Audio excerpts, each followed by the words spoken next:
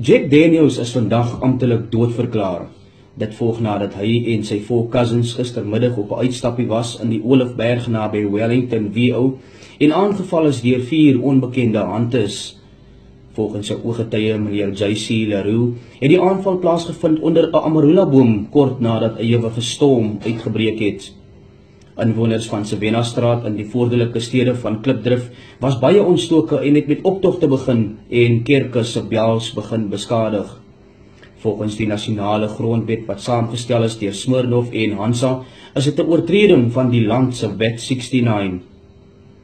Nadat die moordsaak ondersoek begin het die ondersoekbeampte meneer Johnny Walker op die moordwapen beslag gelê wat gemerk was met die woorde Black Label. Daar word egter vermoed dat Viceroy ook as 'n verdagte beskou kan word. Intussen word die saak voortgesit deur Captain Morgan op die rushof in die Red Square sentrum. Daar word nou net gehoop dat die Amerikaanse minister meneer Bertrams en sy vrou Namakwa veilig hier sal aankom vir die begrafnis, aangesien hulle moet vlieg oor 2 oceans. Jack Daniels laat na sy vrou Sarita, sy broer Heineken en sy 2 seuns J en B.